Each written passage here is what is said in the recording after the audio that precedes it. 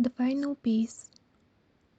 Mark returned to his hometown after several years, having graduated from college with a degree in architecture. He'd lost touch with his childhood friend Wari, who had dropped out of high school just before graduation. Wari had told people he was traveling the world, but Mark hadn't heard from him in ages. One evening, Mark received a text from Wari, asking to meet up. Excited to reconnect, Mark agreed. It had been too long since they'd last hung out, and Mark was eager to catch up. When they met at a local diner, Wari seemed different. He was nervously excited, almost too eager, and quickly mentioned he'd been building something out in the woods, a new project he wanted to show Mark. Mark felt a brief twinge of doubt, but brushed it off. After all, it was his old friend Wari. What harm could there be? The next day they drove out of town, the road growing more isolated as they left the city behind. Wari seemed increasingly anxious, constantly glancing at his phone, as if waiting for a message. Mark couldn't shake the feeling that something was off, but Wari said nothing about it.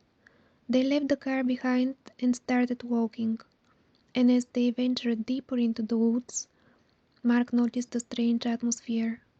The air felt thick, oppressive, and the trees, well, they weren't arranged like normal trees. Some stood too close together, while others appeared to form deliberate, almost unnatural patterns.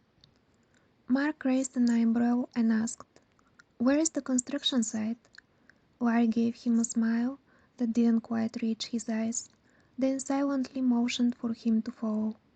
The silence of the woods weighed heavily on Mark as they walked further in. But it wasn't just the quiet, it was the unnatural stillness, as if the trees themselves were watching. Then without warning, Larry stopped in a small clearing and turned to face Mark. For a brief moment, Mark thought he saw something different in Larry's eyes. Something cold, distant. Larry began speaking in a way that sent chills down Mark's spine, his words cryptic and disjointed. He spoke of the cult he had joined, how this was the final step for him to become a full member. Mark froze. His heart began to race as he realized something was terribly wrong. "Larry, what are you talking about?" Mark asked, trying to step back, his pulse quickening. Larry smiled, but it was a smile Mark didn't recognize. Empty and predatory. "It's nothing personal, man.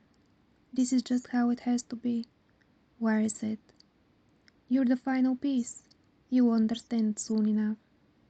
Mark's mind raced as he backed away, confusion giving way to fear. Before Mark could react, Larry pulled a knife from his jacket, its blade glinting in the pale light of the clearing. Mark barely had time to register what was happening before Larry grabbed him, overpowering him with surprising strength. The knife came down, cold steel sinking into Mark's side. He gasped, pain and shock surging through him as he tried to push Larry away. But Larry was too strong. As Mark struggled, he heard chanting from the shadows of the woods.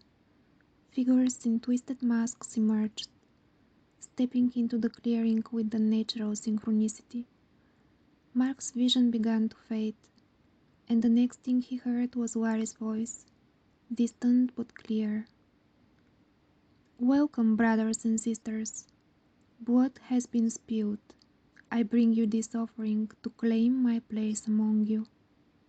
Mark's body grew weak as the knife wound bled out, his mind fading as the masked figures gathered around him. His final sight was of Larry's face, now devoid of any warmth. The smile Larry gave him just before the life drained from Mark's eyes was the smile of a man who had already died inside. The chanting grew louder as the ritual began, and the woods swallowed the rest of the night's horrors. 4 seconds. Lori got on the subway in the early afternoon, having left classes before they were over because she was feeling sick. Once on the train, she found an empty seat in front of her. Worry sat down and briefly glanced at the passengers around her, trying to distract herself from the nausea building up inside her, feeling like she might throw up. It was then that she noticed a slim woman sitting across from her, holding a large black leather travel bag on her knees. The woman looked just as sick as Worry, very pale and nervous, her hands slightly trembling around the bag handles. Without thinking much of the woman's condition, Worry's attention drifted back to the rest of the passengers. Then she felt her phone vibrating. She pulled it out and saw a message from her best friend Jenna. "You're missing out. At lunch, Toby and Sam made a bet about whose knot is bigger. You don't want to know where they put them to measure the length." Worry made a half-laughing, half-disgusted face while reading the message, and quickly texted back, "Ew, stop it. I'm dying here." "Don't even think about it. You're contractually obligated to suffer through Friday's test with me," her friend replied. Texting with Jenna and smiling at her funny responses, Worry forgot for a bit just how sick she had been feeling.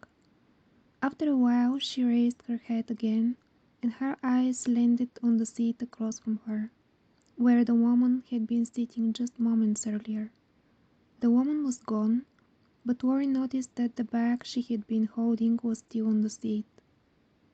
She briefly thought the woman had probably forgotten it. The train was pulling into a station, and when Worry looked around, she saw the woman standing near one of the doors, waiting to get off. Without thinking much, the girl grabbed the bag by the handles and lifted it, intending to give it back to the woman before she exited the train.